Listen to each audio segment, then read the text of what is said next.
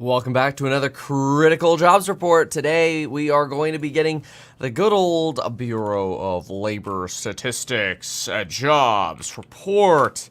And that's something that we're specifically going to look for any kind of sign of weakening in the jobs market from. We haven't seen any weakening in initial claims, continuing claims. We haven't seen weakening in the ADP report. This should be relatively benign. We've been told by JPOW that the wage price spiral doesn't matter so much. Really, JPOW removed a lot of fears, a lot of concerns from what we should be paying attention to in the market. And frankly, the only thing that JPOW really seems to care about right now, well, the only two things are, one, inflation slowly coming down, though he's willing to be patient to get to the second half of the year, and then, of course, jobs. Well, about to get jobs. So let's find out. We're looking for 240,000 jobs. Not only 240 jobs, but 3.8% unemployment. Then we're looking for the wage gains to be around 0.3 on the month-over-month and 4.0 on the year-over-year. Again, though, JPOW's kind of reduced that priority of how much we care about wage gains, put a little bit more pressure on really just inflation on the second half of the year, and of course, excuse me, the actual jobs numbers, looking for any form of job weakening. So let's find out. We've got jobs report coming in here now in about 30 seconds, so we'll get to go through this together. The jobs reporter itself will my guess is be on the benign side, and if it's on the benign side, we don't really get anything super exciting out of it.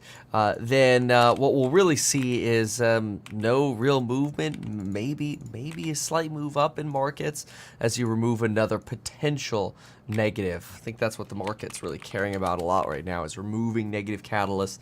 Although you've been also looking for some stronger earnings than expected. Okay, here we go. Oh wow. Okay, it comes in weaker than expected. There's your dovish Powell. That's why he's freaking dovish. 175 versus 240. Unemployment rate ticks up to 3.9. Wages on a month-over-month go up to 0.2 rather than 0.3. And 3.9 year over year. He almost certainly had a leak of this data first. You just had a prior revision, though, where you added 12,000 more jobs. But there it is. It's finally starting to show up in the employment data where, I mean, look, our average wage gains, honestly, have probably been somewhere around that 180,000. And 175 is basically right around there. So you're not actually seeing this large weakening. So it's not like 175 is really like bad. It's just way lower than expected. Wow. We were, again, expecting 240,000 and you got 175. My guess here is you have a JPOW who saw that and he's like, oh, yeah,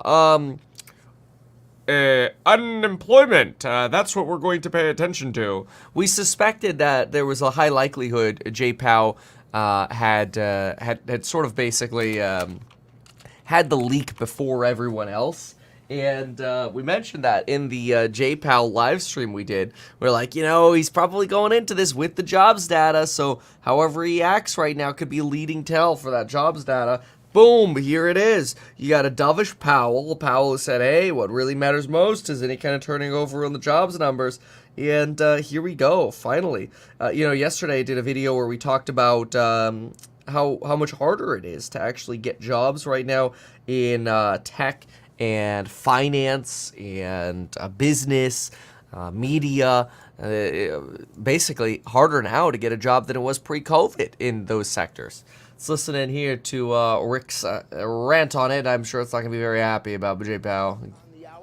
34.3. That's a downtick. We've had a lot of 34.3s. It equals February. 34.2 was January. Then it moved back up a bit. So it has escalated from 34.2 in the beginning of the year. hovering at a level. Don't see that this one makes much difference. If we look at the labor force participation rate, it's hanging very steady here at 62.7. That was last month. That was this month, of course. And prior to that, if you wanted to find a higher level of participation, it would have been 62.8. That would have been in November of last year. And finally, the U6, the underemployment rate. Many people really pay close attention to this. 7.3 last month, and that was the highest going all the way back to November 21. It moved even higher, 7.4, which also goes back to November 21 because at that point in time it was 7.7. Interest rates have dropped, which makes a lot of sense at this point.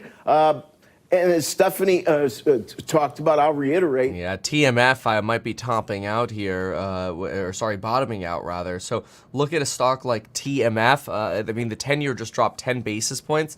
This is exactly the kind of weakening that the Fed's looking for to start cutting. So let's take a peek at TMF. We should see TMF moving up nicely here. Yep, there it is. That's a triple leveraged bond ETF. So seeing a nice 4% move over here. You've got Tesla moving up on this, moving between that 178 to the 183 level. You got the Qs moving up on this. You got BTC almost at 60,000 again. You dropped all the way down to the 56 range there for a moment, and you're trying to make it back to about that 60,000 level. Apple up almost 7% after those incredibly sexy and delicious buybacks. Along with beats on revenue, with the exception of wearables and iPads. Everything else pretty much beat over at Apple, so great job, Apple. Google up about 1%. Amazon's up about 0.7%. Supermicrocomputer up 1.15%. Market pretty happy here that we might start looking at rate cuts sooner than expected now. Let's see if we've got the interest rate sensitive sector like an Enphase moving. Yeah, Enphase trying to move up about 3.65%. This kind of jobs report starts getting me excited again about the interest rate sensitive sector. It's too soon, as we know. One report doesn't make a trend. We've heard that a million times before. But for economists to have been expecting 240,000 jobs and then getting 175, I am absolutely convinced that Jerome Powell went out, told everyone that most important thing right now is not a wage price spiral, because he already knew. He already knew the numbers were going to come in soft. It's not anything other than jobs and a potential rollover in jobs, and that's exactly what we got here. This really makes sense, and now it's not a surprise why they went for that reduction of 35 billion for the loosening of the tightening process on treasuries, the runoff. Remember, we were expecting 30 billion. They went for 35, which is more loosening by 5 billion. Now it makes sense. Now it all makes sense. See, yesterday I talked about this. I'm like, they removed so many problems. So many problems were removed. The only thing they really left is that jobs report. And what happens with employment? We made that video last night. The Fed is afraid. Now we know why. It's the only thing that was left is what they are starting to be afraid about. So this is interesting. Let me see here. I'm going to go back into history and see how much volatility we get in that jobs report in terms of the headline number. So actual, again, was 275. The survey was running us at about 240. Try to get maybe a chart of the survey versus the actual over time. Okay. All right, yeah, that'll take a minute. All right, anyway. So while we pull that, let's listen in right here. 70,000 jobs a month for the rest of time, a 3.9% unemployment rate for the rest of time, and inflation comes down. I think we'd all be thrilled out of our minds. Doug, it's been a while. I haven't heard your comments on a lot of things, but I get, we use Goldilocks a lot, but kind of not too hot, not too cold at 175.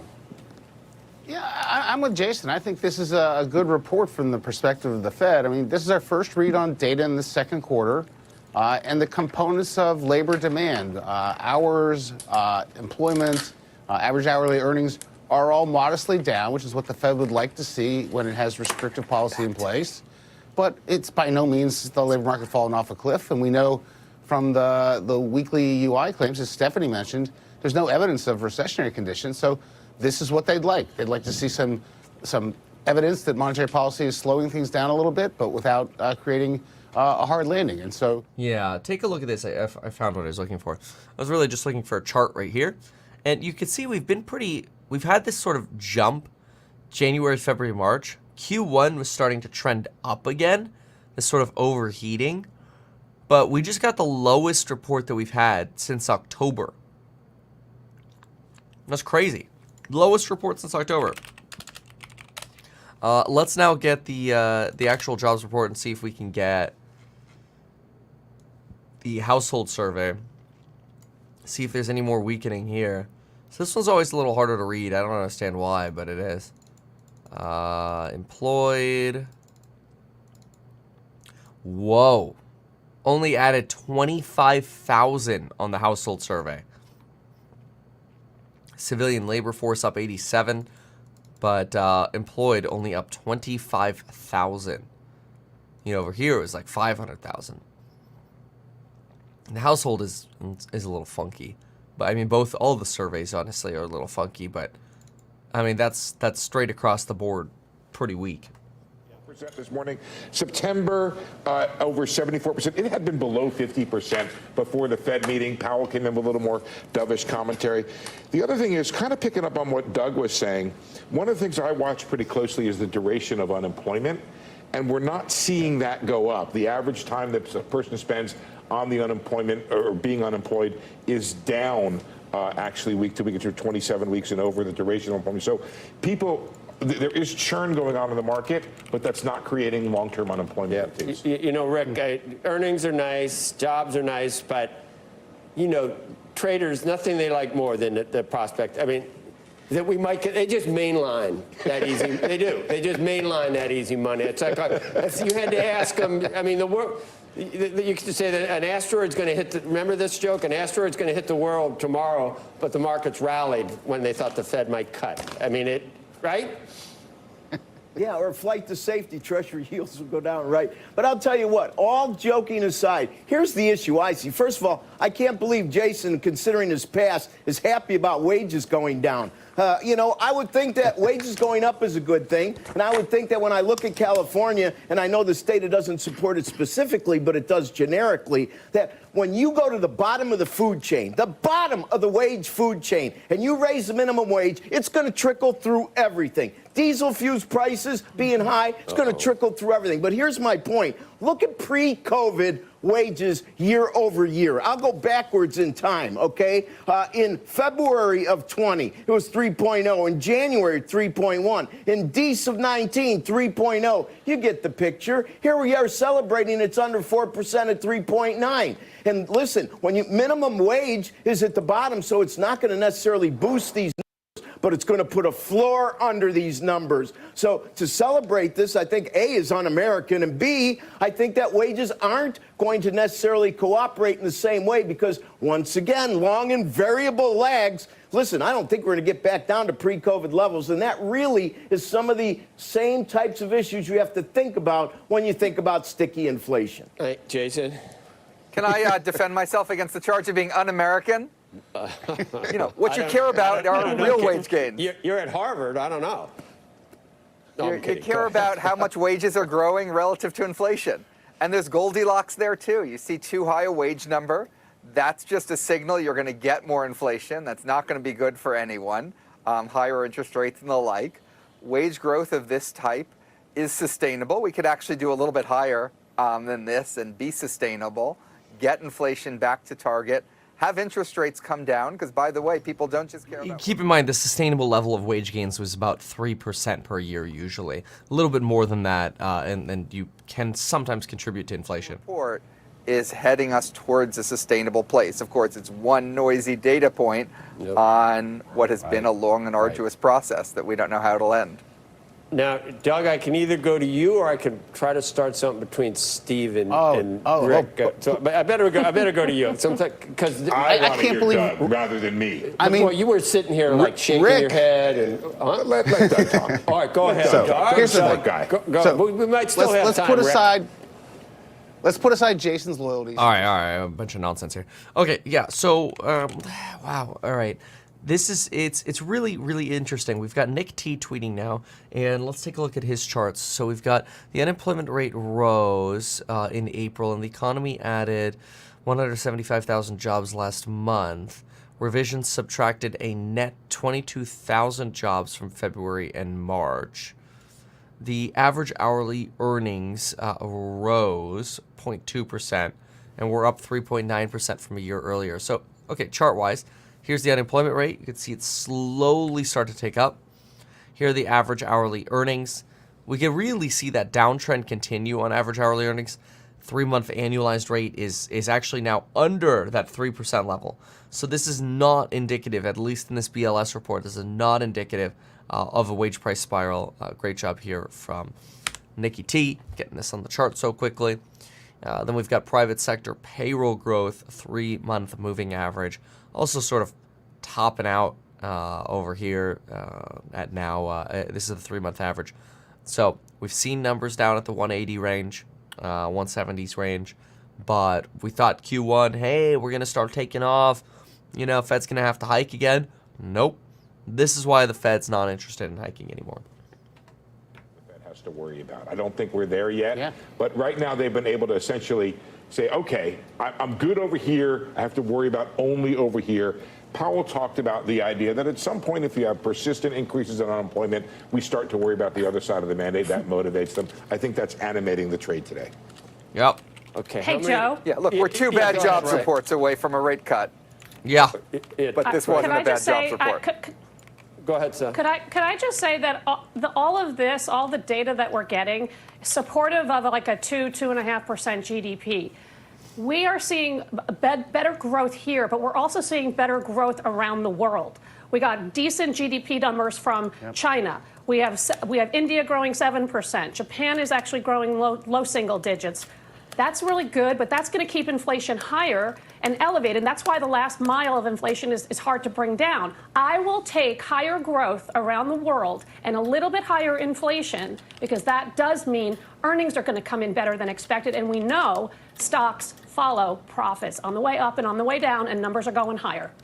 Hey, Jason, that's an interesting point that Stephanie's making. It really gets to an argument that I've seen economists begin talking about.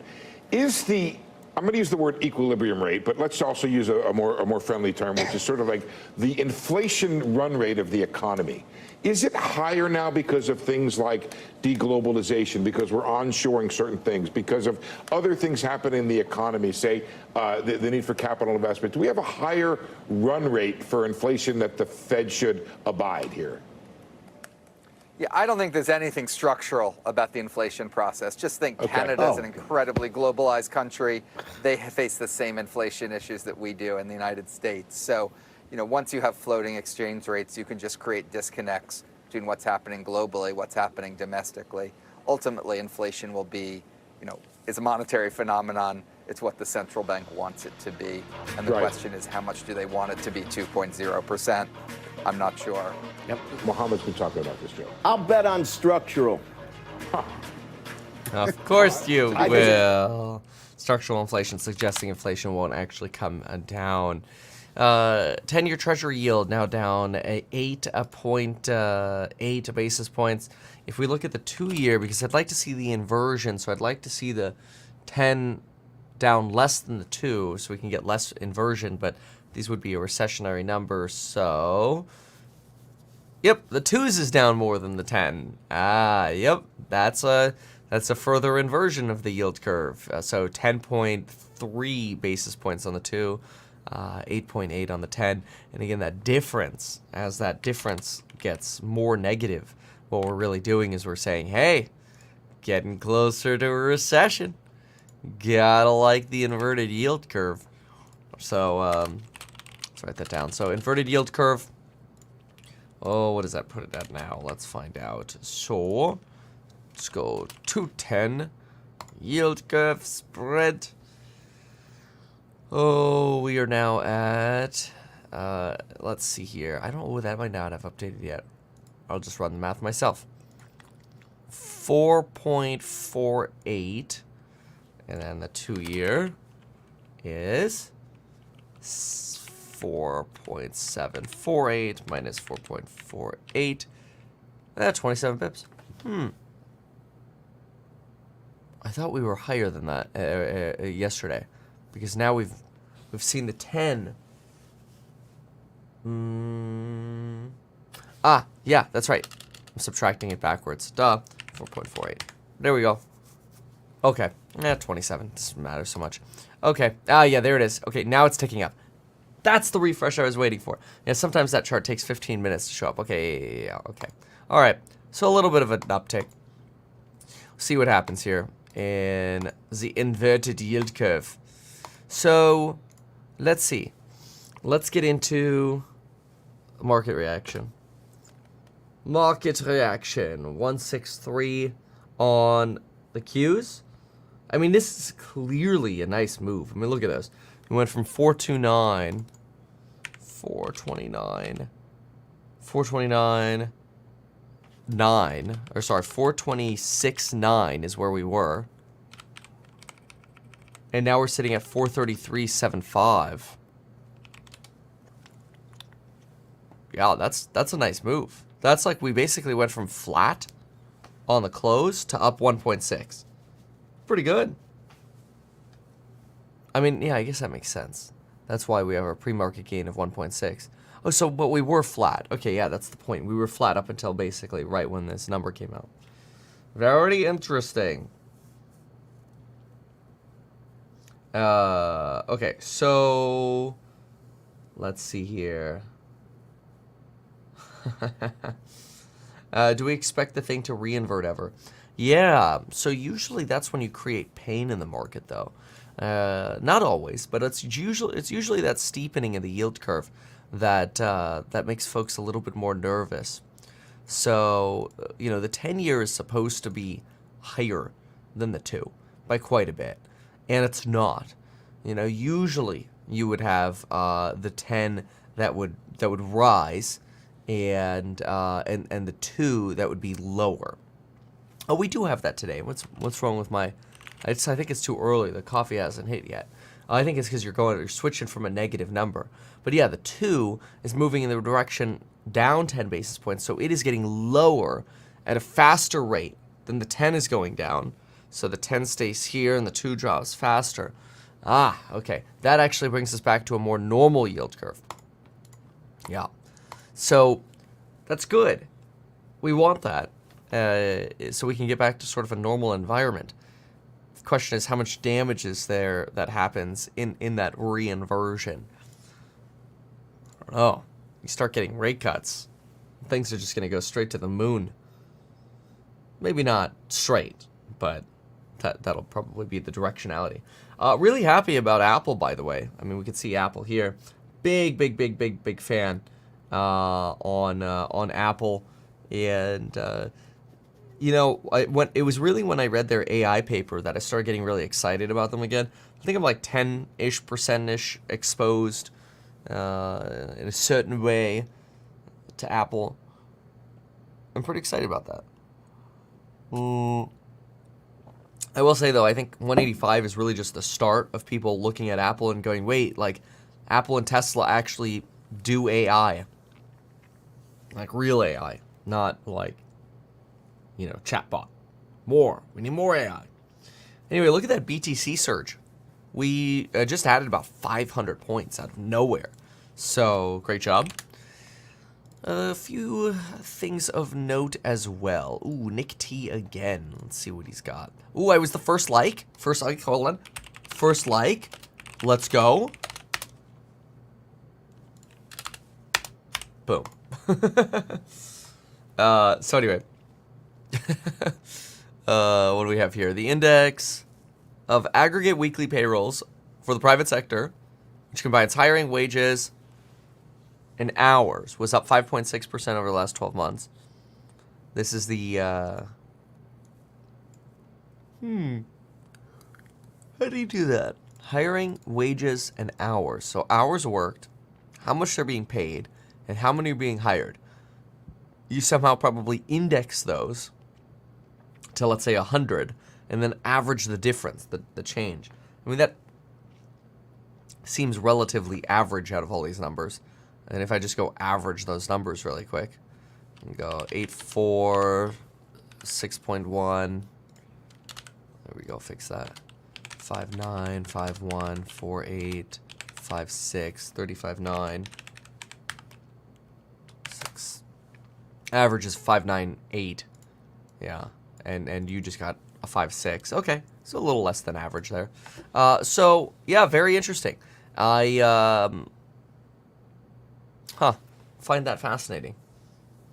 Index for aggregate weekly payrolls for private sector workers. Yeah. Huh. Okay. Let's go back over here. Oh, yeah, wait, no, a couple other things I wanted to show. Quickly, some folks had been asking, and take a look at this. How cool is this? That's Summer hugging Jay. And it's not like just an arm stretch either. We had this little live video of it. Sorry, not Jay, Violet. And she just held on to her. It was really cool. So this is Summer. This is her twin sister, Violet. She's holding on to her. She's so happy to be home. It's so great. We'd like So to get cute. inflation closer to 2%. The Fed has been adamant about the 2%, and there's some way to go. Pretty amazing moves in stocks and bonds, though, after that, Roger. Like you see the 10-year, we were 465 or something a couple days ago. Now, Yeah, all but the way one full- shouldn't be surprised. Yeah. We can't be surprised. And remember that the market really has gotten this wrong more than right in terms of expecting Fed cuts. So let's just Both wait and see how ways. the data play out. Yeah, both ways. Absolutely. Thank you, Roger. Great to see you. Have a great weekend. All right. Up next, what to watch in the markets today following the April jobs report. Navene's Sarah Malik is going to join us. Stay tuned. You're watching Squawk Box on CNBC.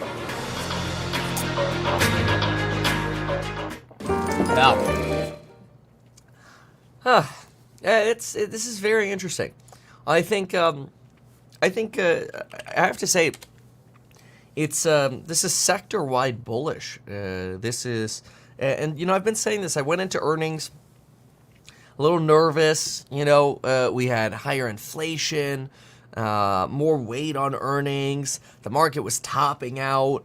I was worried the Qs were going to fall and we're going to start seeing some pain in certain stocks. You know, this was all starting in like late February, early March. And we did see a sell-off.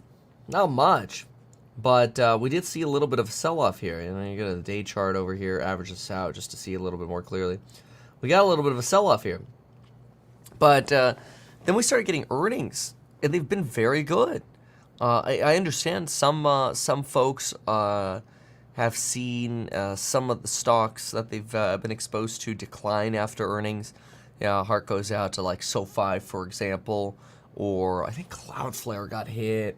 There were quite a few others that got, Cloudflare down 12% on this. The overall reporting, though, that we're getting isn't scary.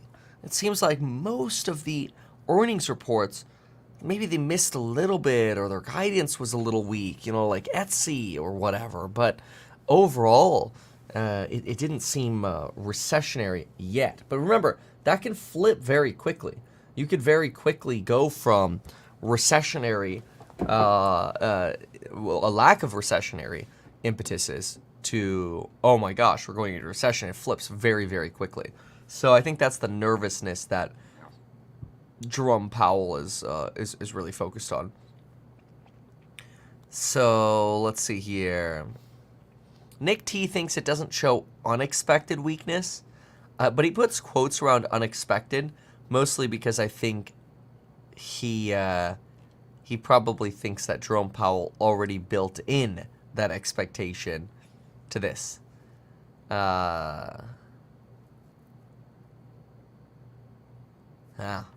Interesting. All right. Let's see if the Doomers have anything for us.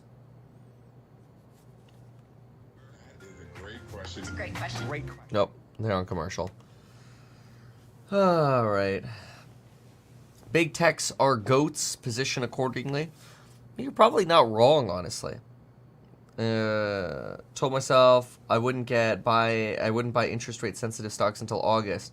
Kevin got me second guessing myself.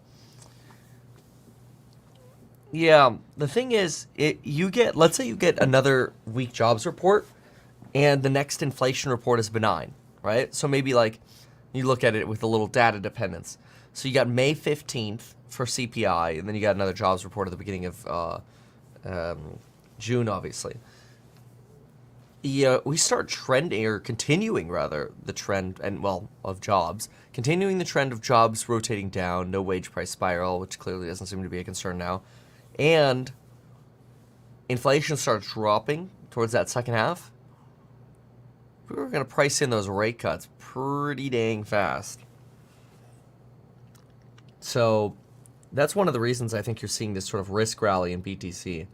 Now, the market isn't euphoric over this, I would say. It's not like we're going crazy again here. Especially since, yeah, sure, we may have moved, 1.6 on the Qs and a little bit on some of the others. It's not that big of a movement. Not that huge. So we'll pay attention to that. But, yeah. So we shall see. RKT earnings. Ooh. Rockin' mortgage. Let's see how the mortgage companies are doing. I can't imagine great, but it'd be kind of cool if they were, because it used to be nice to be exposed to them. Oh, look, you're actually up 4.48%.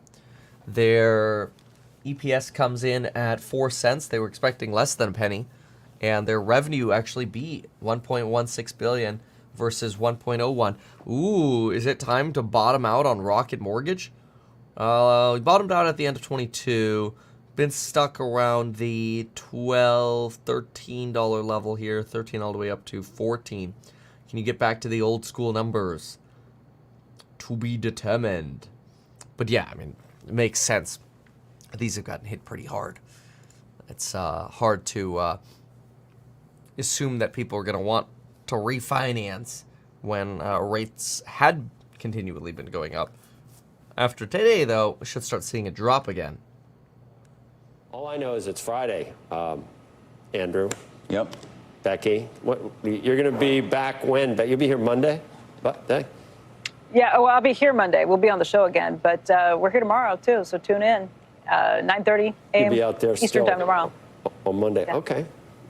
Make sure you join us next week. Squawk on the Street is next. All right, somebody here says jobs report was probably weaker than expected, Ken. So expectation was 240, we got 175. Somebody here is asking, why is Apple up? Well, earnings yesterday were better than expected, less weakening in iPhones and wearables than expected, and that $110 billion buyback. Crazy. Kevin, do you think we should buy the sell-off at open if we get one on QQQ? Because it seems like there's no negative catalyst until the next CPI. Yeah, and keep in mind, that could be a positive catalyst. More importantly, did you hear back from Jason last night? No. I'll look right now. Let me see. Nope. And I texted him again, too. I said, just a fair heads up, I'm 100% down to correct where I'm wrong, if I actually am, and I don't think my opinions were ever wrong. But, threatening me isn't the way to go, is what I told him. So, never heard back. It's like, we could have, this could be very simple. It could be very simple. Hey, we'd like you to consider addressing this in this manner, or with this set of data, or whatever. I don't know what they would say differently, given that I'm pretty confident what we analyzed is what we found. And it's true, but I'm open to it. See what they say. But I haven't heard anything. It's kind of sad. Very sad. Yeah, I mean, the 10-year right there tells the story, doesn't it, Jim? Yeah, it sure does. Falling dramatically in terms of yield as it has. We were at 4.7 very recently. Yeah, it's very positive. It's very positive. Yeah, it is, because now there's not much ahead of us, because we're kind of out of the big earnings period. Yeah. So if you can kind of coast on a lot of stocks. That said, we're still going to continue to have this endless conversation as to how many and when in terms of rate cuts. And it doesn't appear that one is on the horizon in the nearest term. Well, let's do this. Why don't we just ban it here and just do our viewers a favor and just say, okay, look, we had. Somebody here says we want to move into a better house that suits us, but not wanting to get rid of the 2% rate. Then don't sell. Rent it out. Not personalized advice, but yeah, it's an option.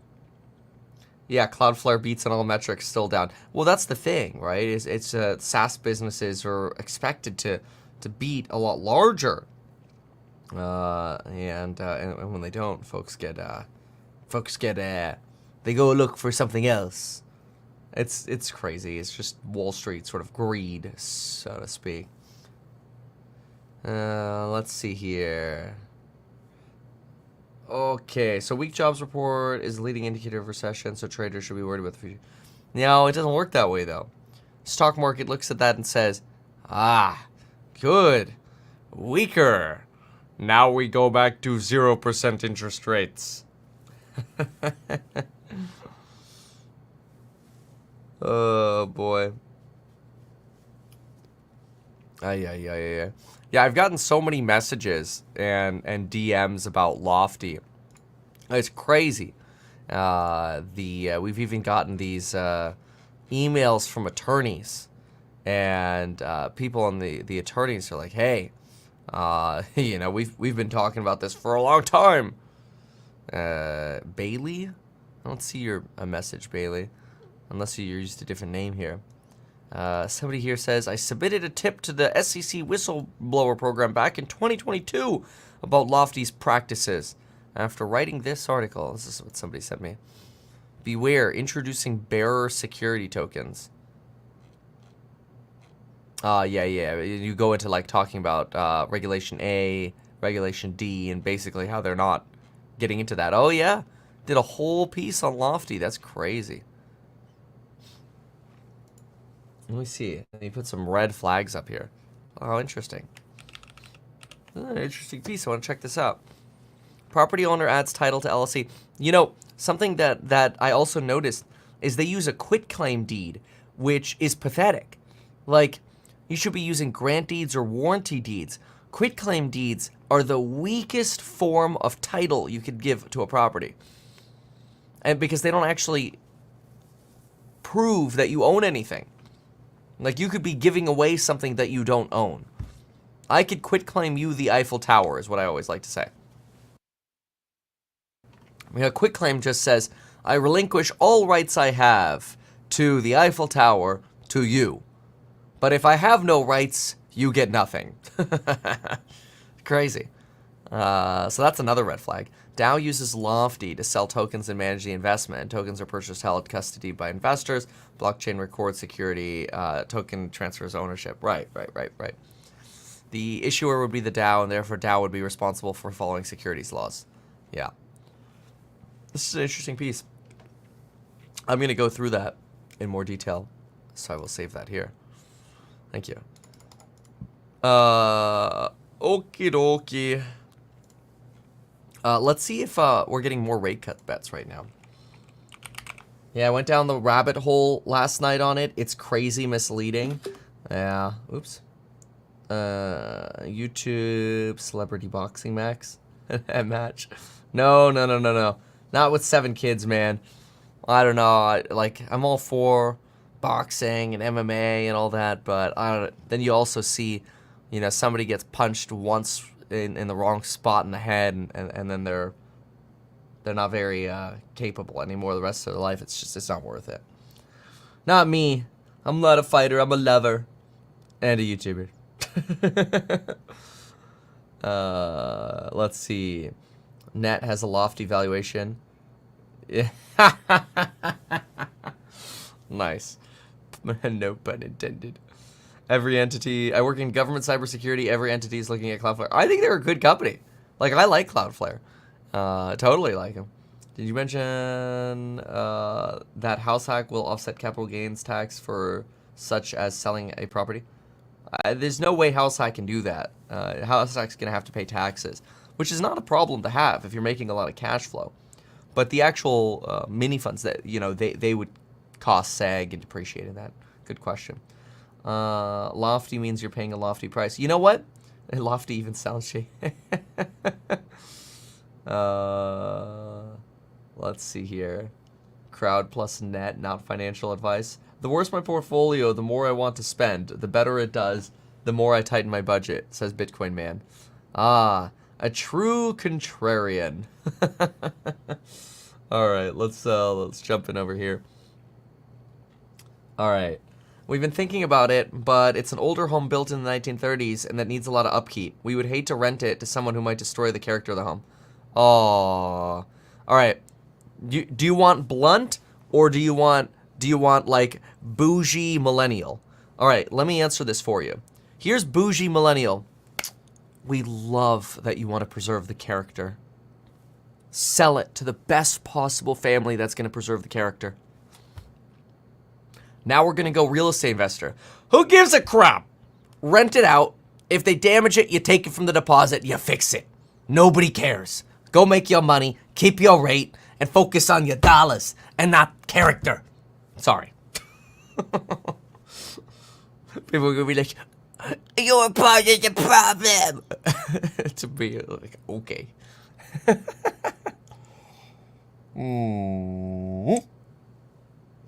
Wait, what is this? Kevin, if you think Lofty is a big deal, you ought to check out the LQR. What is this? LQR House Inc. CEO Sean Dollinger used to be the CEO of Namaste Technology and was fired for insider trading. Gnarly. Yeah, you gotta be really careful with securities law. Let's see. 21 minutes to go. You gonna start being a short seller like Muddy Waters? Oh, you're basically like Hindenburg, right? Like you short and then you come out with a hit piece. I mean, look, if there's something that looks like a fraud, smells like a fraud, walks like a fraud, maybe, but they'd have to be public, right? Oh yeah, the ISM numbers come out. Let me see really quick. I'll pull that up. Oh, and what happened with cuts?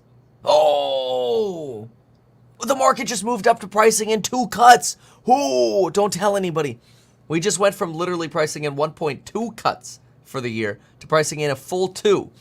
How'd you come across Lofty? I have no idea, actually. I think somebody mentioned in a live stream yesterday.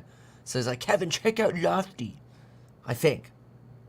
I'm pretty sure that's where I saw it. But anyway, just bought a new Apple Ultra 2, brand new Mac Pro, new Apple Studio monitor, and new Apple Pro headphones.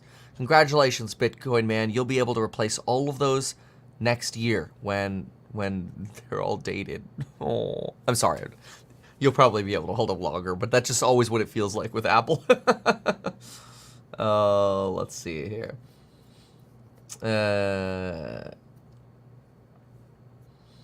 JCal even says it himself. Throw money at 100 companies just to find one Uber. Is there enough DD? Probably not. Definitely not enough pricing power, let alone DD. That's interesting.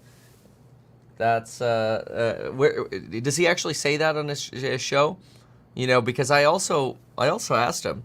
I go, hey, you know, did y'all do due diligence and realize they were sued for illegally selling securities and they closed their license in California?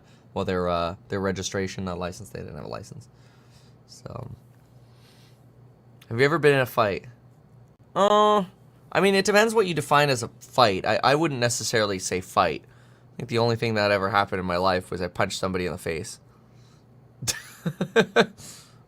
And then I got kicked off the bus for a week. This was middle school. They were being mean, okay? Kevin, should I buy real estate here or build an Airbnb overseas? Good Lord. What kind of... You're kidding, right? Go build something overseas or do something local. It should always be local. I think the build rewards thing, I was looking into that a little bit, the whole like 3% cash back or whatever on your rent that you pay. I am almost certain they lose money hand over fist. And what they're doing is they're trying to attract VCs to go, hey, give us more money and fund our losses. That's a money-losing startup. I didn't want to create that, you know, with House Hack. We wanted to create something that would create cash flow. So we'll see what we can pull off, but we're really excited about that. But let me see. Build. They probably have, like, some form of filings. Build Technologies. Yeah, they got a Reg D in here, but I don't know if I'm going to be able to find their audit. That'd be kind of cool. Build Inc. Financials. We'll look around for it a little bit. But anyway, yeah, it might be a little hard to find. But anyway, so let's pay attention to the market. It's basically, I mean, like, we got a nice bump up here. Yeah. You got a nice bump up here, but in terms of actually getting some form of real move here beyond the first bump, not really seeing it right now. Let's see here. We'll use data to go back in with more purchases today. Maybe. I actually do think, I mean, you know me, like, I focus on the data. People are like, Kevin, you're a trader. You know what? Maybe I am. Maybe we're just a fundamentals-based trader. And I don't actually think that's a bad thing. If the fundamentals go bad, bye. Should I buy an investment property with cash or a mortgage if cash flow is not a problem? Buying a 300K property with a rent estimate of 1,600. Depends how aggressive you want to be, right? I mean, some people are comfortable being very aggressive, and they're like, I don't mind having a negative cash flow for a bit because I've got plenty of capacity, and I'd rather buy 2 rentals than 1. You know, so then you kind of just sort of evaluate, like, you know, is it really going to make a difference to you? You know, I mean, remember, sometimes people, they look at a property like, oh, a negative $200 a month cash flow. Okay, well, if that's on a fixed rate, and it really can't get much worse than that, it costs you $2,400 a year. Now, where it's dangerous is if you basically have a variable rate loan at, let's say, 2.75, and you're cash flowing a 3 cap, and then all of a sudden, you know, your interest rate goes up 4 or 5%. You screwed. That's bad. Not good. All right, let's see here. My parents just gave me a $1.6 million house. What should I do? I'm 26.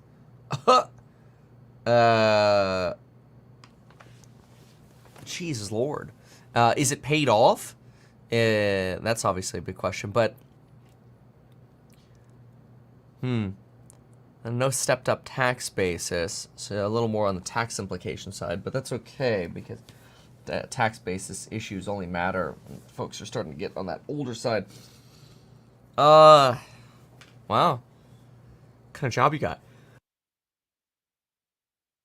You know, I think that, and it also depends on what somebody's personality is like. You know, I think the stupidest thing that could happen is somebody goes in there, they refinance the whole house, and then they go all in on, like, you know, one meme stock or something, and they lose it all. So I think there's a, it's not bad to have risk aversion, and then go make some money. You know, use your earnings somewhere else as the more speculative. I don't know. I'd treasure that house. Black unemployment rate fell in April after March surge.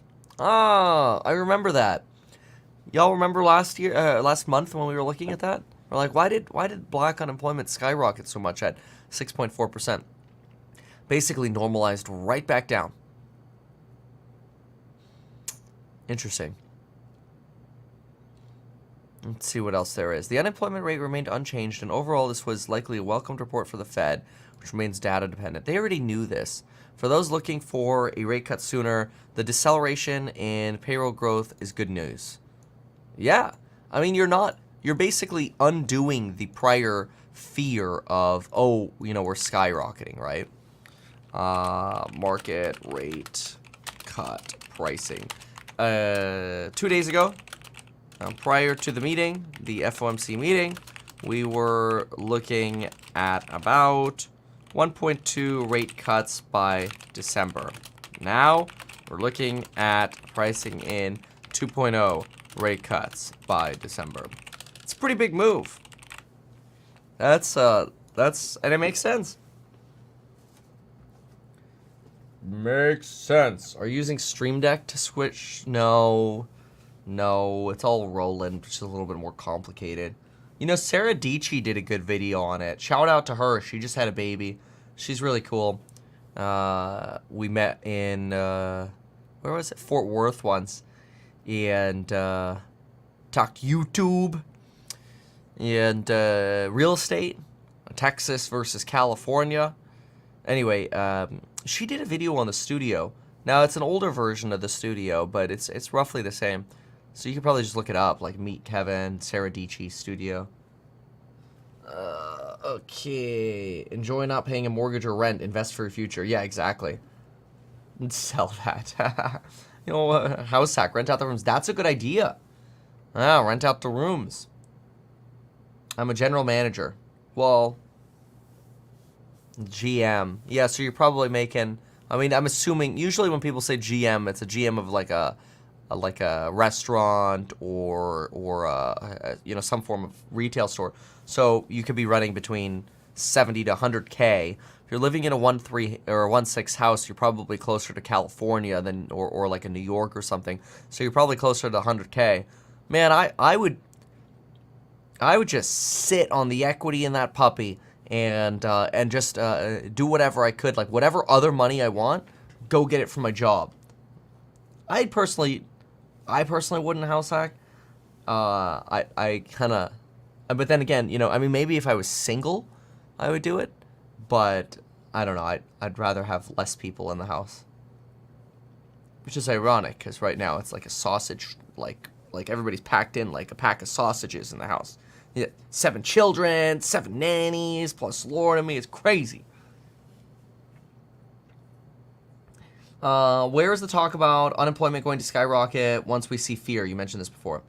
Yeah, this would require first a decline in forecast earnings. So you would need a decline in forecast earnings at companies, where companies start going, oh no. Alec, I think the best thing on Lofty at this point is maybe just put together like a either a post or an email or something and just send it over, you know, Kevin and me, Kevin, or whatever. But yeah, I don't want to spend too much time on Lofty. I think we've made our point at this point, and happy to look at what you got. But yeah, I have fear if we start losing jobs. Right, and that can happen very quickly. Brentwood, Tennessee. Oh, Brentwood's gorgeous. Yeah, that's a really nice area. Yeah. So. Yeah, it's 1 nanny per child right now. But it's not like they're all working at the same time, right? So you have to think shift changes. But yeah, so it gets busy. Do you think you'll ever get house hack into commercial real estate? Of course. Absolutely. What about doing 1031 exchange into a multifamily building and living in one of the units? If it's a home that they've been living in, you can't really 1031 it. That's not going to work too well. How did Alex Dude get modded? He bought the course, bro. You know, you get a blue check mark if you're a course member. So you get all the blue wrenches.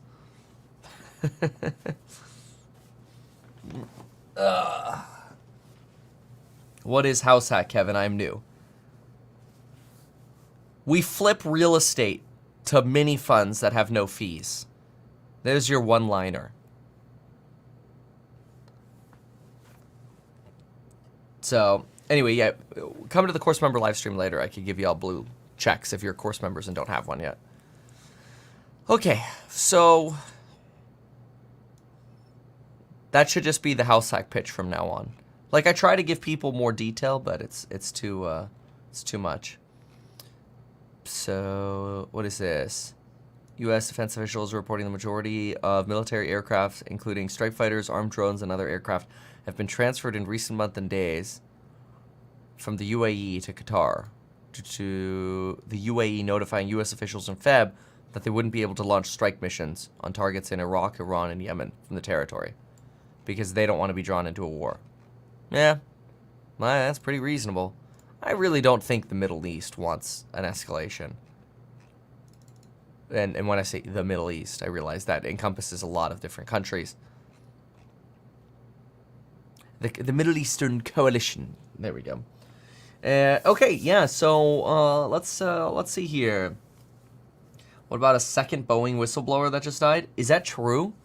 That's crazy. Let me see. They're all getting killed. No way. No. Dude. The weapons contractor's going out and slaying. Oh my gosh. 45. A former quality auditor at Boeing supplier Spirit Aerosystem alleged gross misconduct. No. Died after a short illness. No. They poisoned him. Developed pneumonia and had a serious infection before dying 2 weeks earlier. Okay, hold on. We gotta, like, GPT that and see what it could be. I'm gonna guess... I mean, pneumonia is usually some form of viral... But I don't know. Let's see here. Can a poison cause you to have these symptoms? 45-year-old. Let's see what GPT says. Yes, certain poisons can lead to severe health complications such as pneumonia, serious infections, and ultimately death. Poisoning can cause direct damage to lungs and other organs, or it can weaken the immune system. The scenario described could possibly involve a toxic substance that affects the respiratory system or immune system.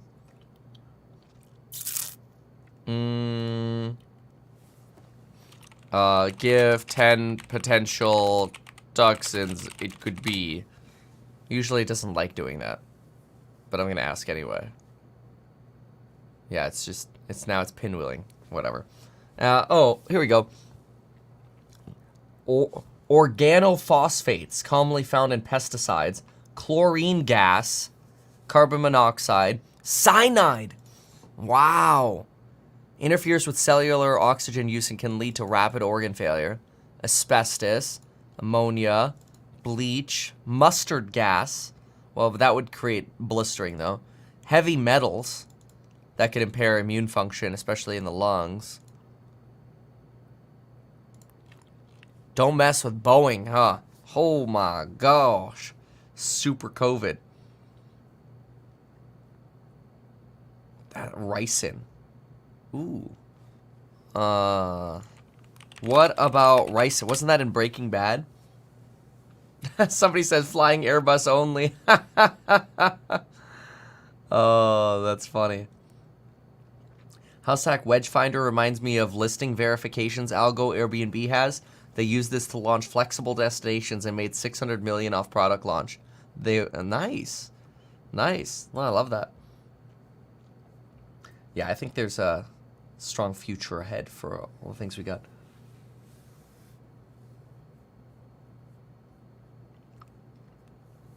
It's the Boeing Mafia. Ricin is another potent toxin. Extremely toxic in even low amounts. Initial symptoms could include difficulty breathing, fever, cough, and nausea. Respiratory distress can occur due to pulmonary edema. Edema? Edema or edema? I don't know. Edema. It says fluid in lungs. I don't know what that is. Now I want to look it up. Dictionary.com. I mean, it's spelled like edema, but... Let me see. Edema is how it's pronounced. Edema. Okay. Love that app. Just go to dictionary.com in case you're ever wondering. Fatal dose. Takes a very small amount of ricin to be fatal. Death from ricin poisoning typically occurs 36 to 72 hours after exposure. There's no antidote for ricin poisoning, so treatment is primarily supportive and symptomatic. This can include maintaining the airway and breathing support, managing fluids, and secondary supports such as antibiotics. Ricin, that's a good one. Wow. Person passed away yesterday morning. Pneumonia and serious infection.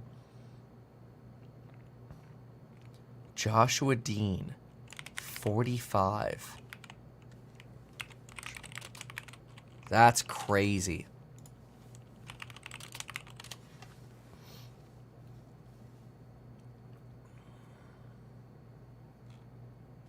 Yeah, people say he was in good health, lived a healthy lifestyle before that. That's nuts. Ah, wow.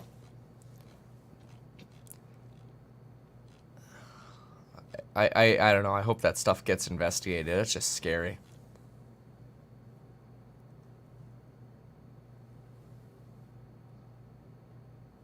Huh. All right. So, back to where we were. So, Bitcoin went up to about 61K. So, I wonder if we're going to get a movement on coin there. Coin actually smashed earnings yesterday. Yeah, you are getting that movement on coin after that jobs report. Look at it blow right through that 223 level.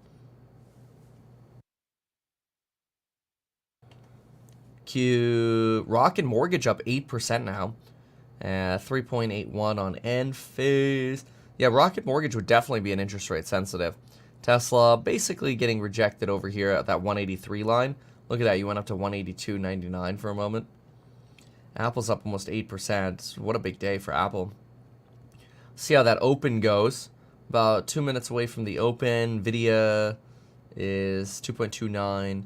Tough business to bet against, but the idea of all these crazy new all-time highs, I think we're going to take a whole lot more AI in excitement.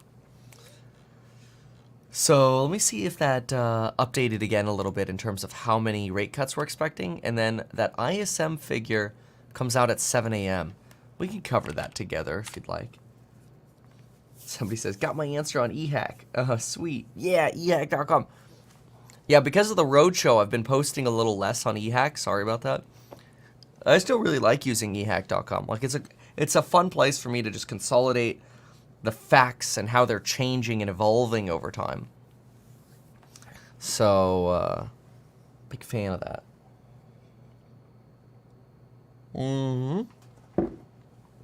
All right. So, next. I don't know. We got 30 seconds to go. Okay. 30 seconds to go until the opening bell. And let's see if we get any kind of initial sell-off. Honestly, kind of makes sense we should start rallying, but oftentimes the market just does the opposite of what you're expecting. So, yeah, oh well.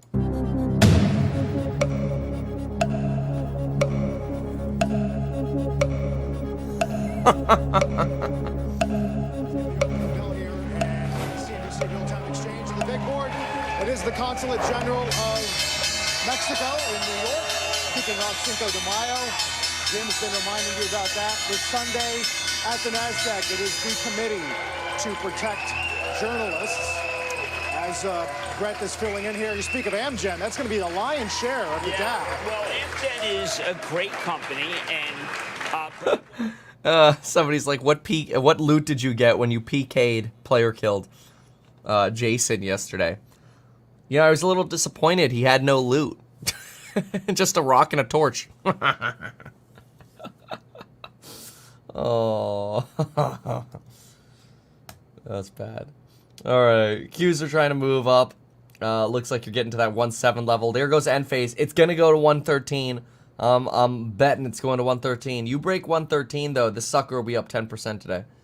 If you could actually hold on to that sort of break. Tesla doesn't really know what direction it wants to go. Apple, same thing. Wayfair popping up a little bit. Wayfair is another somewhat interest rate sensitive. Carvana is a little happy too, sitting around that 120 level.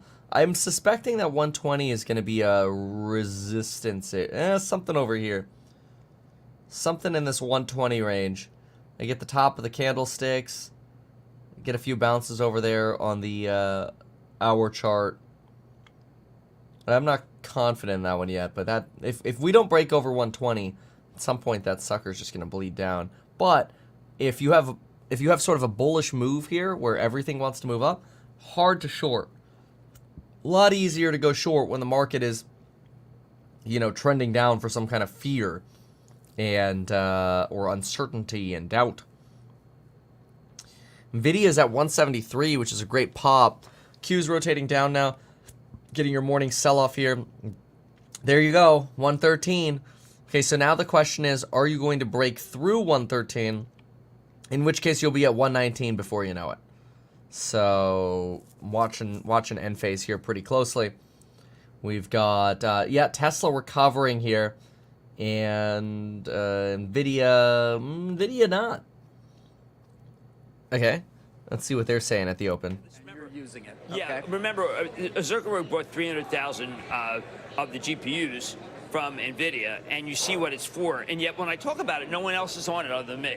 And I was a Claude 3 guy. I happen to like Claude 3 very much, which is Anthropic. Which is Anthropic. I'm now Amazon's the big investor there. Yeah, I'm now using the Meta product more than I'm using anybody else's. And look, I like these because if I don't want to go to an interview and think that there's something I'm missing. So you just put it, like you're interviewing Brinker, you just put in, is there anything to do with Brinker? You know, it comes back, it'll give you something.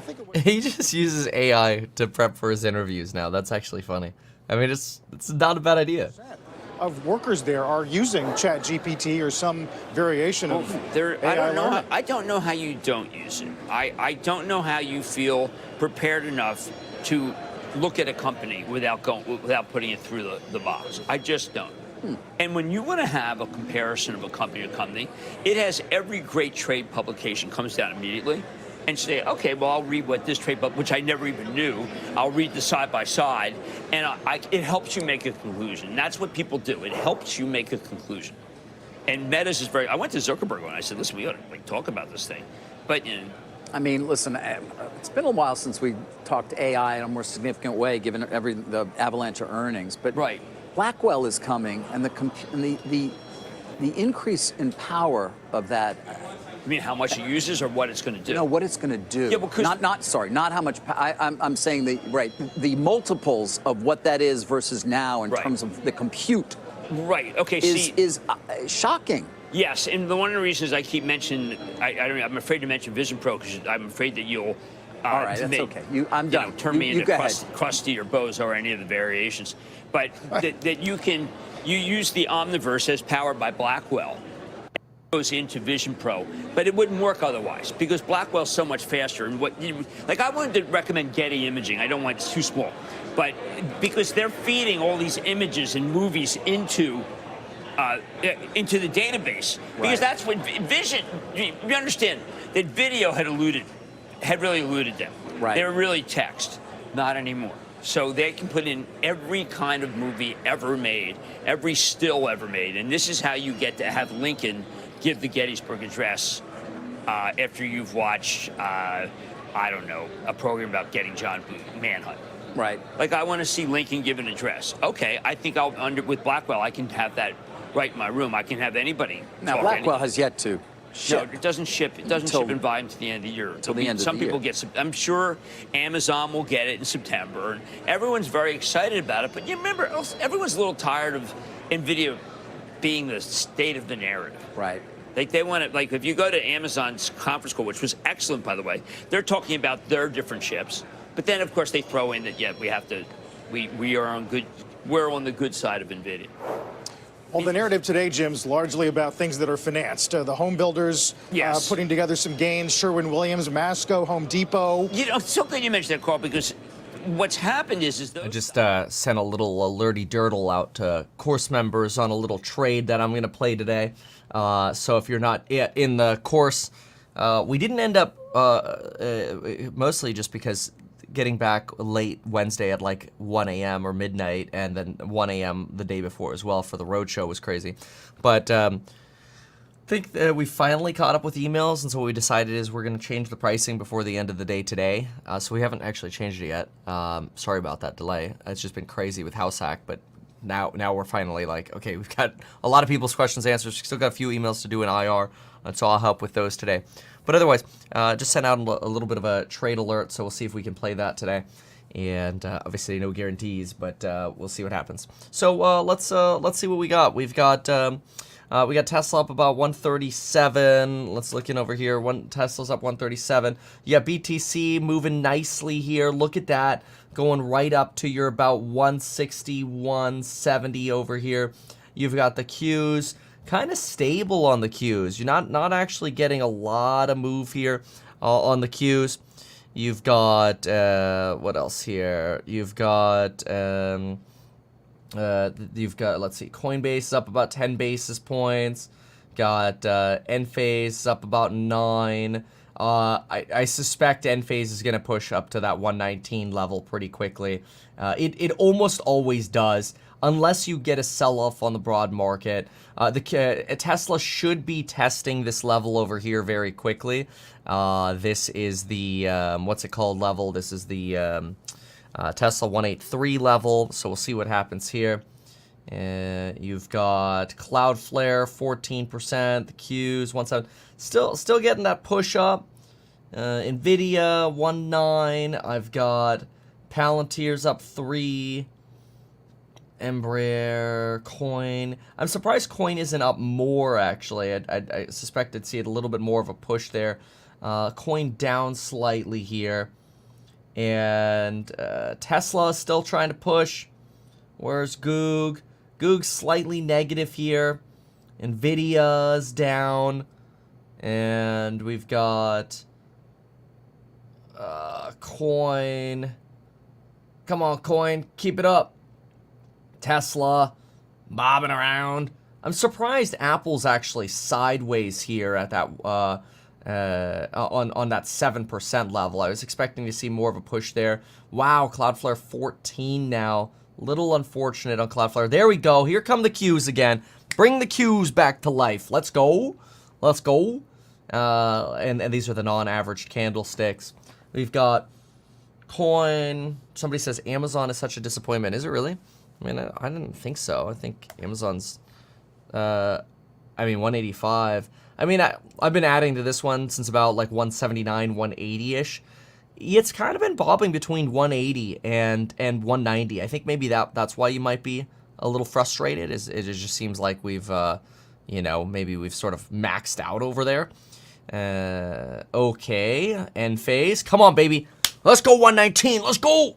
Then we've got Wayfair 5%, BTC. Look at BTC topping right there at our line. We like to play those lines. Always playing the lines, baby. Playing the lines. Absolutely got to play the lines. Then we've got Tesla 140-ish over here. So like that. Then we've got Tesla dropping a little bit at this point. Let's see how this sort of moves. So, but that's okay. BTC kind of rotating a little bit. And then we get, let's take a peek here. Okay, this is Coin Run 16, Q's, Coin going positive. That's what I was trying to say. And then the Q's up 162. Nice. Nice. Let's listen in over here. AMD, is AMD running? Let me see. AMD 125. It's all right. Well, let's listen in over here for a moment. Comms calls a disaster because what they're just saying is, look, our Verbo application didn't work. So, I mean, you go Airbnb. Oh, wow. You go to Airbnb, whatever. And Expedia's conversation is nothing like Booking's, which was very, very good. Booking's actually talked about traffic and where that's crazy. If you came out the earliest you came out of COVID is now recycling, and they're no longer traveling the way they were. But the glitch that happened at Expedia was not related to travel. It was related to their own internal bungling. Meantime, Booking Holdings was a beat. Yeah, they did not raise their guidance. They said they want to wait a bit. Well, because they're worried about the Mideast. It's very interesting because they were more sensitive to the Mideast than almost anybody because April, it's turning into a month that people are worried about. But Booking, yep, this is not uncommon that you get Tesla moving off of this. So that's pretty wild. Then you've got Apple selling down a little bit here. I don't love the Apple sell down. I still think you should have more enthusiasm right now on Apple. But let's keep listening in. We don't talk about it that often. It is it's the top, I don't know, 6 or 7 at this point. It's got an $870 billion market value. By the way, owns $160 billion worth of Apple. Right, that was a great buy. A great buy back in the 2016, 2017. Express was absolutely terrific. The portfolio is made of and an enormous cash position that he is yet to actually, he's getting a return on thanks to interest rates, but has not Bank of America has not bought something with. Well, you're right. I mean, it's big enough that we should be spending By the more way, time that on is it. But not a bad chart, is it? It doesn't tell That you is a lot. not a bad chart. No, it doesn't. They don't tell you a lot. That's the greatest investor of all time right there. Absolutely. Right? Yeah. Well, you know what? I mean, there's nothing wrong with it. I He's the always GOAT. say own the stock. He's the GOAT. Own the stock. He is the GOAT. Own the stock. But is there... He always says, own it, don't sell it. Own it, don't sell it, he says. Or trade it. That's what he says. Own it, don't trade it. That's his line. Crazy. Sometimes I think that works. Sometimes I think that doesn't work. Anyway, all right. So let's see. I want to take a look at what some of the news is out there. So let's go with news-a-doozles. That's going to be here. Doomburger. So we're at... okay, so... Thanks for joining us. Here are 5 key takeaways from the unemployment report. Non-farm payrolls 175. Smallest gain in the last 6 months. Oh, that's interesting. I didn't realize it was the last 6 months that's the smallest gain we've had. Let me see here. I want to write that down. Let's e-hack that. So this is the... Let's see here. Let's write this down. Smallest gain in the last 6 months. And then job growth slowed with leisure, hospitality, construction, government. Payrolls declined as automakers and temporary providers at automakers and temporary help providers. That's right. You know, one of the places that I watched was if you look at the what's it called? Oh gosh, there's this company, the payrolls companies. What are like the hiring company? Payrolls companies. Let me see here. Gusto would be an example of one. And then there was another one. I think Indeed. Gusto and Indeed. I'm pretty sure they were freaking out with how low or like slow their business was getting. And that sounds a little bit like a leading indicator to me. And that's an indicator that we've kind of been watching for a few, maybe like 4 or 5 months now. But it's so leading that you just don't know when it's going to start hitting. And I wonder if now it's getting a little worse. Let's see here. Let's go to like, let's see when Indeed or Gusto, does it, what are these stocks? Let's see here. What's another one? ADP. Let's see here. So Indeed is a subsidiary of Recruit. Okay. Let's look at that. That might have been it. Recruit Holdings. Let's see if I can get when they had their last earnings. What's another one? There's got to be another one. ADP. Yeah. Other than that, Paycom. I think it may have been Paycom. Bill.com did just report. Yeah. Was it Paycom? Anyway. Let's see here. Tesla. Ooh, Tesla's trying to break that 183 level. No. Trump media auditor charged by SEC with massive fraud, permanently banned from public company audits. Ooh. Okay. That's not ideal for them. Qs. Look at the Qs. They really just pushed up. You just pushed up to about that 195 level there. Wow. Intuit, Payroll. You know what the thing is? I have them saved as Payroll, and I believe, and so maybe I should just do a quick little Command F for that. But let's watch Tess for a moment. See, Tesla's getting rubber banded here. Oh, did we just get? Hold on, we just got a little bit of data there. We got S&P PMIs come in both stronger than expected, 51.3 versus 51 expected. Let me see, payroll.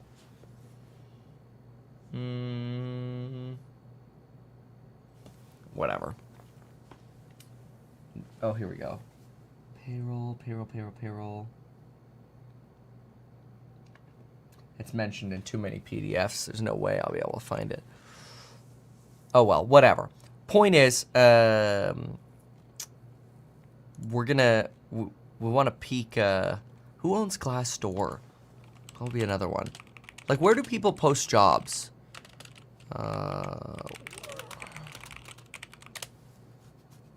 Job postings. And ZipRecruiter. They're public. Let's look at them really quickly. ZipRecruiter.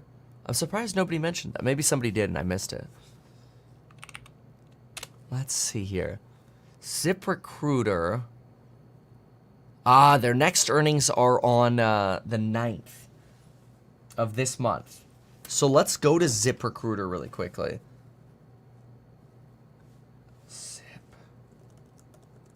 ZipRecruiter.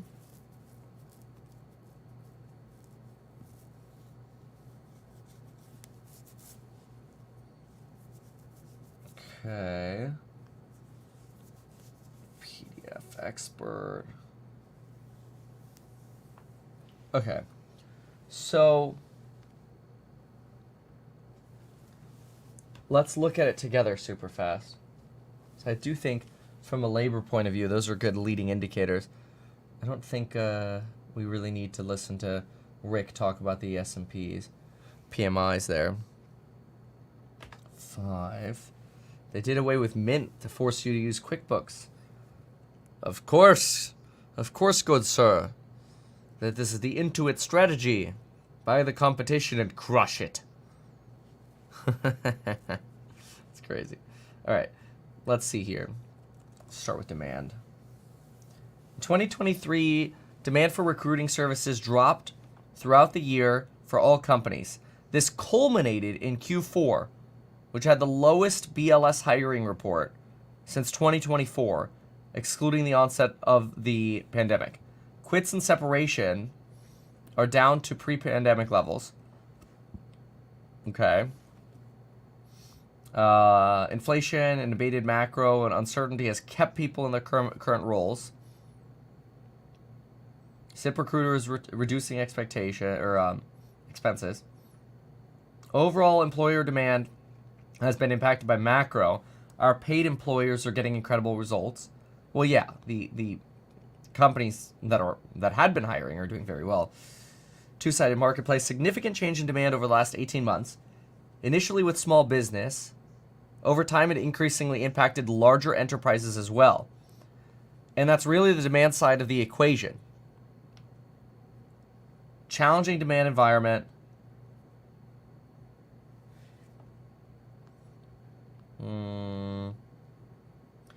When we see demand from employers decrease, we pull back on expenses. Yeah, that's how you create the recession, right? And it's like the demand for your goods and services goes down, so you're forced to pull back. Ooh, Nvidia's up 3%. ARM's up 5%. Wow.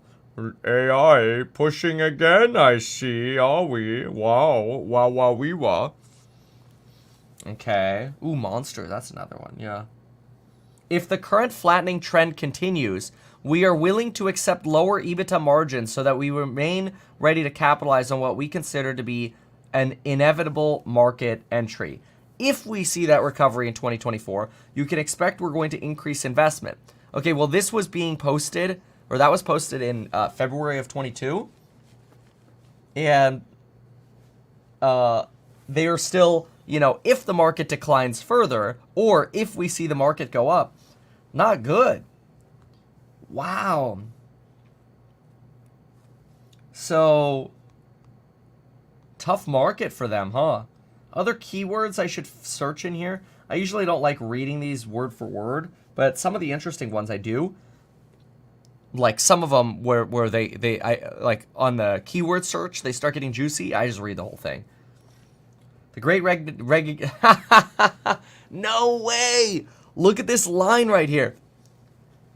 But honestly, hold on. Here. The great resignation has turned into the big stay. Wow. Wow, that's crazy. We continue to see the economy and business needs being extremely dynamic. That's very interesting. ZipRecruiter has been an AI company for almost a decade now. Please don't sell our stock. We have AI. I was like that person I told to send me an invoice for a beer yesterday. They were so funny. We were looking at that Lofty AI company because it's lofty.ai. And then after we did like an hour of due diligence on them, somebody's like, so where's the AI? I have no idea either. I certainly didn't find it over that time frame. But that's crazy. Yeah, that is interesting to me. See, that's the kind of like leading data I like paying attention to. So I want to look at, you know, what's going to happen in that jobs report from this company on what's it called? Next week on the 9th. It's 6 days away. Very, very interesting. I'm very, very curious to see what happens. And I will report on it as it comes out. So we'll pay attention to that. Something else, by the way, you know, you know me. I like to I send ideas out. We did briefly extend that expiration to today of the courses on building your wealth. But if you're not part of the course member live streams yet, we do a lot of this together, this sort of analysis as well, where we look at earnings calls like this. I did also send a trade out right about when the market opened, and just sort of playing the lines, looking for, I like doing little scalps on line plays. So like when I see something that's about to break a line, I'll make small bets. So I think I bet like 4K, and dude, it 5x'd. So that's my realized P&L. Right, that's the realized part. But it's basically the same thing. I just use it for trading mostly. But anyway, yeah, I put like 4K in, and it turned into like 20 this morning. So I'll take it. I was gonna hold it longer, but I'm looking at it like, dude, 4 has already 5x'd. Like, am I gonna hold for a 6x, or do I take my dollar hollis? So sometimes with trading, you have to also look at. I mean, it was the same thing with my trade last week, where it's sort of like I could hold it and probably, you know, I could make more. But I don't know. I'm very much of the mindset that like when you're winning in the casino, you take some tendies, and it is okay. We like to say it is okay to walk away from the casino table with a win. Anyway, you get those alerts in the Stocks and Psychology and Money group. Again, it's not a guarantee that you can make money, but I just send ideas when I see them. And what do we have over here? This is 2% on the Qs. We're now riding that 135 line. Kevin making my month's pay in a few years. I'm sorry. Latest realized loss I had. I think the last one was like a 17K trade. It was down 17. I think that was on a Tesla trade actually, and it was after earnings. I can't remember exactly what it was, but it just moved in the I counter trended it, and I got burned on it. And then what we do is when I make a mistake, oftentimes I'll do like a little description and go, look, I played the counter trend. We all know trend is your friend. Betting on a reversal is extremely risky.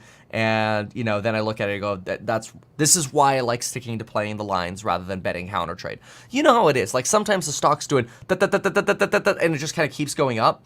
And then you could place a bet and you're like, it's going to return, you know, it'll U-turn. And it just doesn't. That does happen sometimes. That's why I like playing the lines, and I don't like speculating on a U-turn because it often is just speculation. So, anyway. Okay, very well. Amazon 0.9, AMD. We got some data coming out in about 4 minutes, so we'll cover this data. Let's see. It is the ISM number set, which will include prices paid, so we'll cover that. Somebody says this is no soft landing. Well, let's see here. Schwab having issues for anyone else this morning, says someone here. From 1 to 10, how bullish are you? Ooh. So,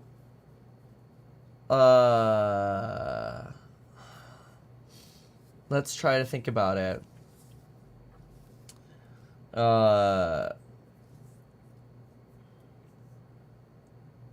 That's a really good question. So, how do we do that? So So I would say before earnings. I'm going to write that down because I like that idea. Let's think of this together. That's a very good question. I like that because it's a relative question.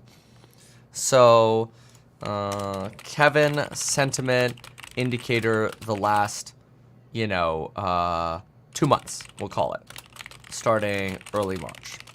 Okay? So, here, I would say early March, after hot data for Jan-Feb, and then let's create a scale. Let's say 1 is full bear. Okay, 10 is full bull. I'd say probably early March, after the hot data that we were getting, I probably went like 7, maybe 8. But I'm going to go 7 to 8. We'll call it 7.5 bear and going cash. All right. So it wasn't like March of Jan of 2022 would have been a full 10. That was a full 10. That was the Titanic is sinking, right? I was making Titanic sinking videos. Hold it. Now, engage the reversing engines. Okay. So, I think that's interesting. All right. So we'll set it like this. 10. There we go. 10 would have been Jan 2022, early March. So we'll write early March here. And then I would say after earnings, I'd probably... Oh, sorry. Yeah, that's full bull. I'm sorry. This is 1. Sorry, I'm backwards on my data here. That would be like 2.5. Sorry, I did it upside down. Bear is the lower number. My bad. Okay, so full bear is Jan 22. I'd go 2.53-ish for early March. Then I would say probably closer to 5 first tech earnings week. And then when, like at the beginning of this week, I'd probably ticked up to about a 6 second tech earnings week, which would be April 28th? 29th. April 29, April 22. This is a good question. Data comes out in about 15 seconds. And then I would say now I'm probably at like a 8? 7.5 to 8? I'll call it an 8. Now. May 3 after Powell. That's probably where I sit. That's a good question. I like that experiment. Okay, ISMs. Prices paid. Ooh, they come in hot. 59.2 versus 55 expected. Services index comes in at 49.4 versus the 52 expected. These are for April numbers. Employment comes in weaker. It's stagflationary report, right? This weaker employment, weaker services, higher prices paid. Doesn't mean we have stagflation, but it's a report that's going to put some ice on this rally. So I would not be in calls anymore at this point. That's not personalized financial advice, obviously, but I'm like, the market's going to ingest that in red candle. Although it could create another buying opportunity. So, yeah, that makes sense. Sometimes this moves up and reverses very quickly. So what I like to do is see, can I catch something at a line? But that negative sentiment could overhang throughout the rest of the day. So we went into today with bullish sentiment, easy to go calls. Now we have mixed data, right? So not a great ISM report. It's Tesla for you right here. But let's go back to this EHAC here for a moment. I think it's very interesting. So 1 is full bear, 10 is full bull. 1 would have been Jan of 2022. Okay, and then what's like full bull? Oh, you know what full bull would have been? 10 would have been COVID by the dip. Kevin refinances all houses in March of 2020 and YOLO's on Larry Kudlow's V-shape. Okay, that sounds very wrong, but we're going to stick with it. So COVID by the dip, Kevin refinances all houses in March of 2020 and YOLOs on Larry Kudlow's V-shape for the stock market. Jan of 22 would have been a full 10. I was making Titanic sinking videos and suggesting bonds, SPACs, and stablecoins would collapse. You can actually go look that up. It's actually a really good video. If you look it up, you type into YouTube, Meet Kevin, Titanic market crash or whatever.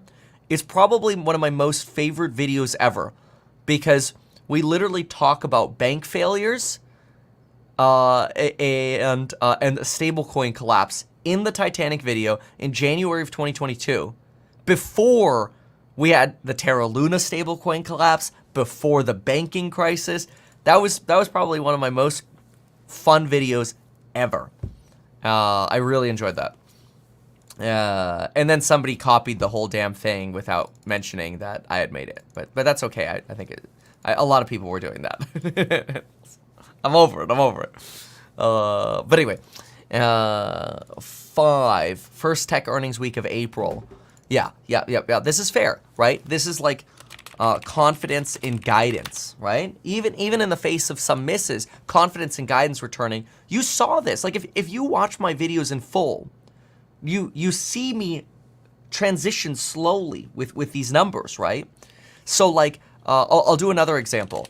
Let's try that with Tesla. Okay, so Tesla would be in the near term, just so people can see that a little bit. So like March, I'm probably like 3. Probably it wasn't actually that bearish. 4 was probably March. Hey, the stock will probably be stable to down, but I can tax loss harvest and offset other future gains, right? Trading or otherwise. You know, somebody was asking, like, how do you not pay taxes on the 500K trade you did last week? Well, tax loss harvested. Remember, like, sold in March and came back in April. And so that was probably a 4 for Tesla.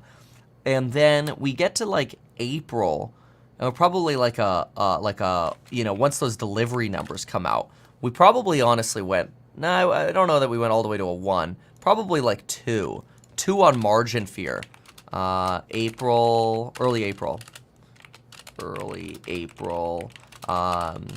Fear margin would collapse under 15%, would send stock to $100, right? And so this is really like downside protection. This was downside protection, right? Hedging. This is sort of protecting your portfolio, okay? And then we get earnings, and I probably bounced to about a 6 after earnings, post-earnings. Why? Margins, 18%. Oh, yeah, and then here, free cash flow, negative fears. But free cash flow still significantly negative, and delivery numbers will likely be flat to negative in 2024. But that creates a bottom this year and creates a potential upside in EPS growth, lower PEG ratio, for 2025 plus, right? Okay. Now, after Powey here, I'd probably be about a 7. Post-Powell and jobs report. Dovishness would make me more bullish on interest rate sensitive stocks. But obviously Tesla still has its risks. Free cash flow being a serious concern. Uber bulls don't pay attention to. Ignore. Okay. You know, and then probably honestly, when you start getting rate cuts, I'm probably gonna be like a a 9 to 10. When rate cuts start, or when data implies fat rate cuts.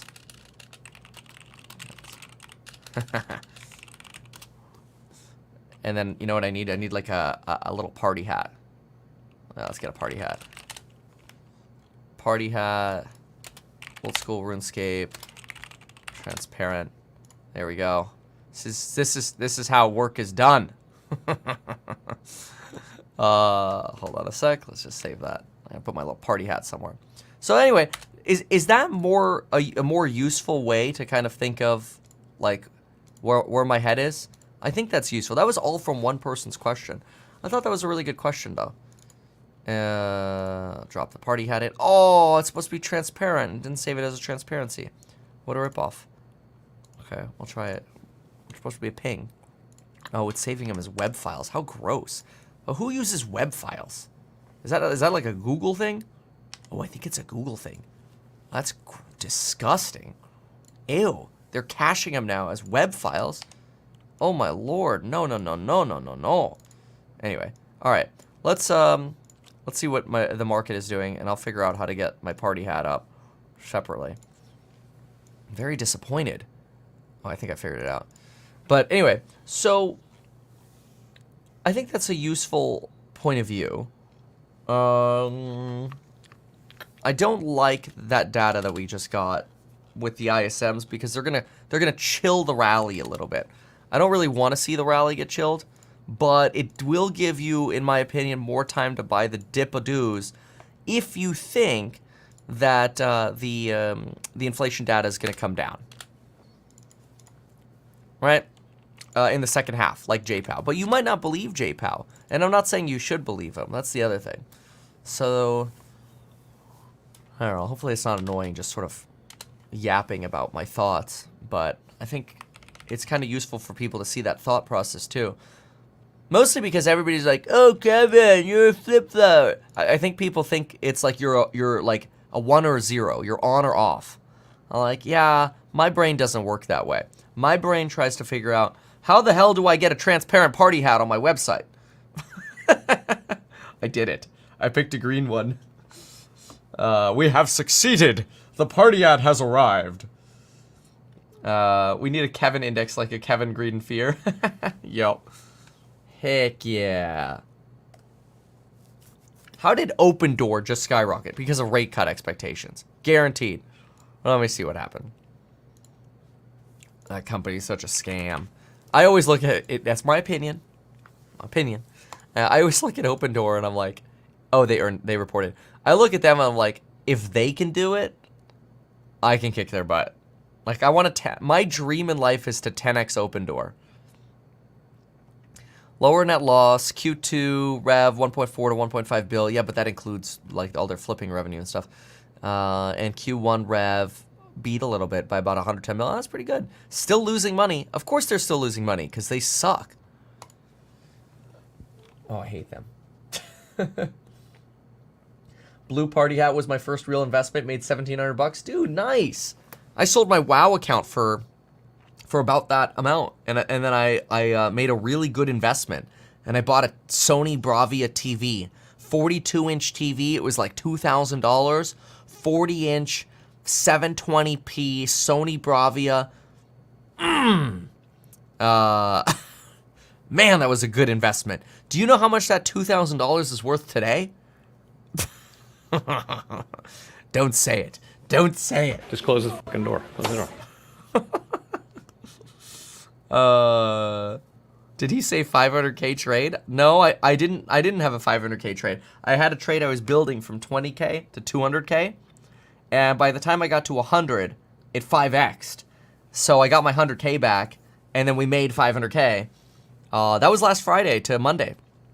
That was amazing. I was not expecting that volatility. I thought we were gonna get, you know, maybe a 3% bounce on Tesla.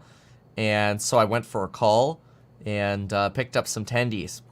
I was actually worried that for a moment there, some of the CapEx discussions Elon was having on Twitter was going to leave me having a little ouchy-wouchy on that day. But yeah, I mean, that was a crazy day. Today was a 20K day, which we picked up 20K, and I'll take it. That was also a 5X this morning, but I went in on what I thought was a risky bounce on a line. It's actually still positive from that time. So, but yeah, picked up a 5X on 4K. I'll take that. But this was a 5X on 100K. So what I do is I just post the profit and losses now every single day when we trade. And so if I lose money, you're just going to see the P&L that day. And so I think that's the easiest way to do it.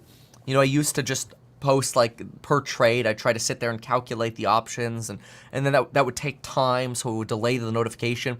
Now I just go to P&L, screenshot, boom, here it is. It's screenshot the in and outs too.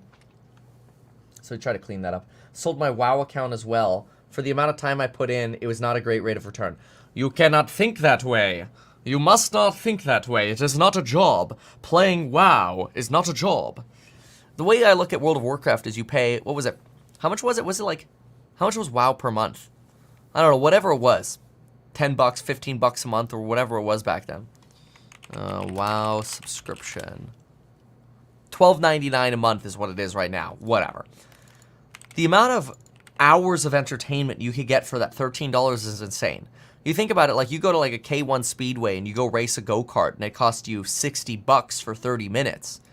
Let's just say it takes you an hour. That's $60 per hour of entertainment. When you buy a video game, you're paying like $12, $15 for a month of entertainment. And it's not an hour, it could be like 40 hours of entertainment. It's crazy. It's just absolutely nuts. Anyway, yeah, if you have questions on bundling up on those courses, email us at staff@meetkevin.com. We'll be in there an email today. And if you wanted to bundle up or just check out on your first course, check that out. Do note that, as expected, when we got that ISM data, killed the trades today. That's like, as soon as we got that ISM data, you saw me say it here. I'm like, close calls, not personalized financial advice. Because now you have a positive with a negative, not directional enough to me. So no more bets. That ISM data could actually drive the market down into the close. If it does, as if you actually think inflation is going to fall in the second half of the year, it creates buy the dip opportunities. I'm still not 100% bull though. I think actually I'd probably be more like a 7. Nah, 7.5. Yeah, like 7.5. I don't think I'm an 8 yet. 7.5. Because we still got to get the actual reiteration that those inflation numbers are coming down. 7.5 to 8, yeah, somewhere in there. Okay. Meet Kevin Live. Thanks for that call. Took profit while I was up. Nice, good job. Let's see. What about Carvana, up or down? Well, I mean, I think that it's going to bleed out between now and the next earnings. I can't be certain about that, but it's a terrible company that cooked its books. Okay, I mean, it's not like, okay, that implies they did something fraudulent. They just as far as I'm aware, they just recognized tendees on a trade they had going on, and I think it skews the actual fundamentals of the business to make it seem like it's a good business when the reality, in my opinion, is it's not. Okay, Kevin, next question. From a scale of 1 to 10, if we completely pull back and close plus or minus, what the odds of that? Like 10 being it guaranteed happens, 1 means it guaranteed doesn't 100% pull back. 6. Like it's good enough of like this. It could go either way to where I'm like, no more bets for me. I made my trade today. I think the trade was easy because we opened up. You grab some lines on IS stocks, interest rate sensitive stocks, and then you pull a movement. And then of course we got bad data at 7. You want to close by then when you get bad data. Tesla, yeah, see Tesla keeps dropping right here as just an example.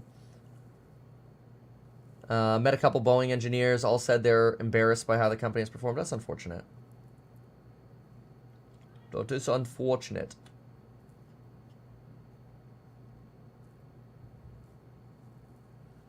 Can you explain what bundles are? Oh, bundles would be like, hey, I'm a member of the Zero to Millionaire Real Estate Investing course, or the Do-It-Yourself Property Management course, or the YouTube course, or the How to Get SH9T Done Faster course.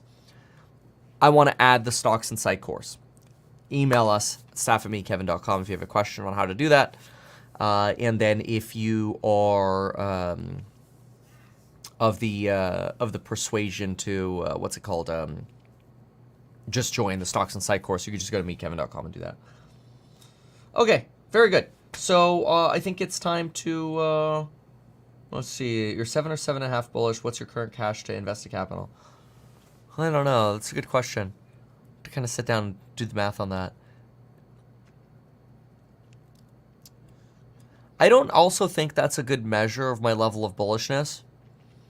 Because you also have to keep in mind, I have to be in a position where I can pay a $2.5 million theta decay on a plane per year for, you know, potentially like the next 4 or 5 years while we're building these companies.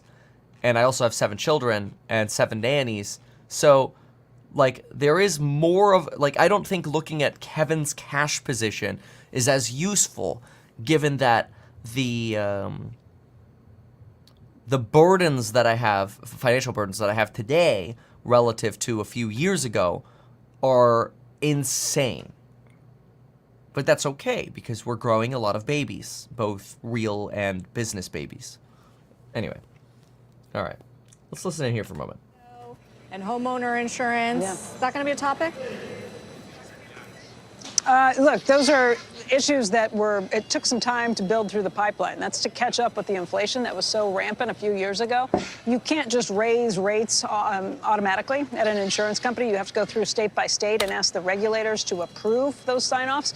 It is definitely something that you are seeing that shows up in the inflation data that the Fed is watching so closely. I think this year was the year that auto insurance went up across the board, but that's because it took them a few years to get those through.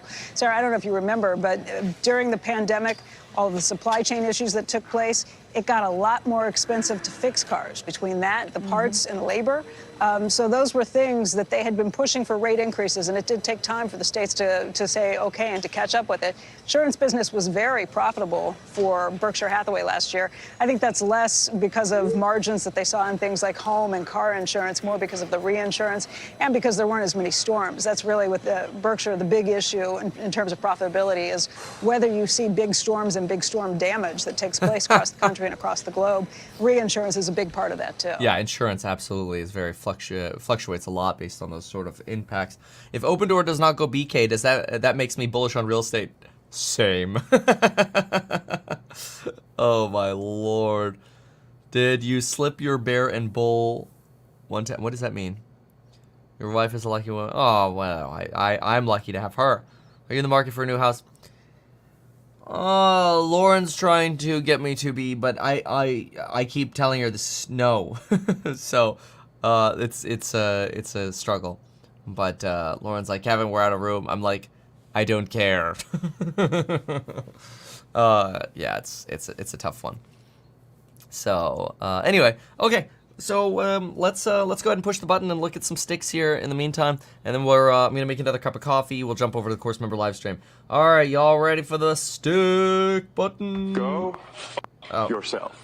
Even though I'm a licensed financial advisor, real estate broker, and becoming a stockbroker, this video is neither personalized financial advice nor real estate advice for you. It is not tax, legal, or otherwise personalized advice tailored to you. This video provides generalized perspective, information, and commentary. Any third-party content I show should not be deemed endorsed by me. This video is not and shall never be deemed reasonably sufficient information for the purpose of evaluating a security or investment decision.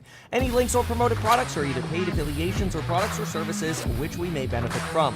I personally operate and actively manage ETF and hold long positions in various securities, potentially including those mentioned in this video. However, I have no relationship to any issuers other than HouseHack, nor am I presently acting as a market maker.